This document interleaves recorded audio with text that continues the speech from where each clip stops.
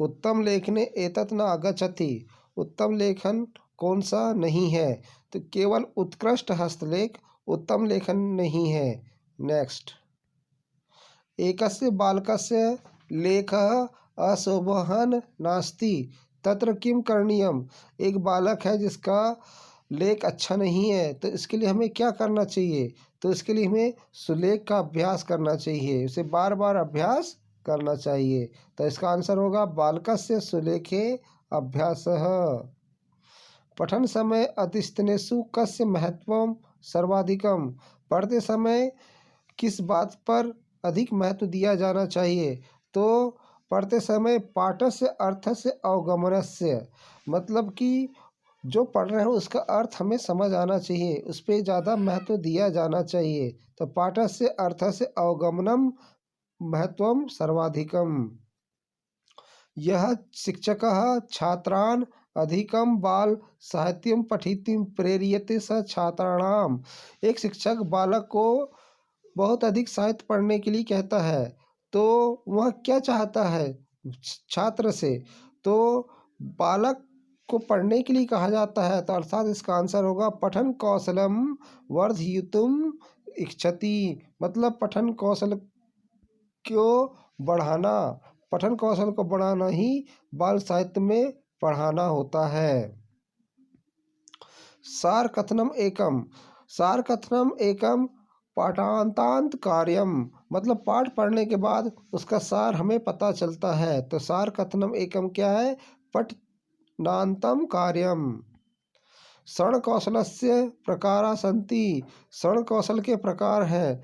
तो श्रवण कौशल के प्रकार विश्लेषणात्मक श्रवणम है, अवधारणात्मक श्रवणम है, रसात्मक श्रवणम है, अर्थात सभी श्रवण कौशल के प्रकार हैं। अन्य कौशलानां विकासे आधार रूपेण भवति। अन्य कौशल के विकास के आधार कौन सा है? तो अन्य कौशल के विकास का आधार श्रवण कौशलम है। श्रवण कौशलम अन्य कौशल के आधार का आधार है। संस्कृत भाषा शिक्षणे भाषण कौशल विकासार्थम अनिवार्यम अस्ति। मतलब ये कहना चाह रहा है कि संस्कृत भाषा शिक्षण में भाषण कौशल के लिए कौन सा विकास अनिवार्य है? किस से हम अनिवार्य विकास कर सकते हैं? तो हम संभाषण से अनिवार्य विकास कर सकते हैं यदि हम भाषण कौशल का उपयोग कर रहे हैं। तो भाषण कौशल का उपयोग करते समय संभाषण का उपयोग अनिवार्य है। विचाराणाम अभिव्यक्ते हैं बालकान कस्य कौशलस्य ज्ञानम आवश्यकम भवति। अगर कोई बालक विचार कर रहा है या विचार की अभिव्यक्ति दे रहा है, तो कौन सा कौशल उसके लिए आवश्यक है? तो भाई विचार अभिव्यक्ति मतलब विचार को सामने ले आ रहा है, तो सामने कैसे ले आएगा? वहाँ संभाषण कौशल के अंतर्गत आएगा। जब वो भाषण देगा तो अपने अंदर के विचारों को सामने ले आएगा। तो इसका आंसर होगा संभाषण कौशलम।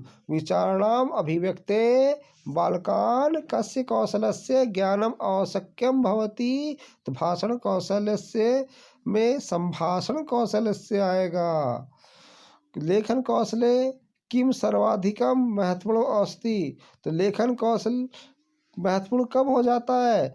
विचारणाम अभिव्यक्ति, जिस चीज़ के लिए हम लिख रहे हैं उस चीज़ को वह विचार दर्शाए तो वह महत्वपूर्ण हो जाता है। तो लेखन कौशले किम सर्वाधिकम महत्वपूर्णम अस्ति विचारणाम अभिव्यक्ति। Thank you.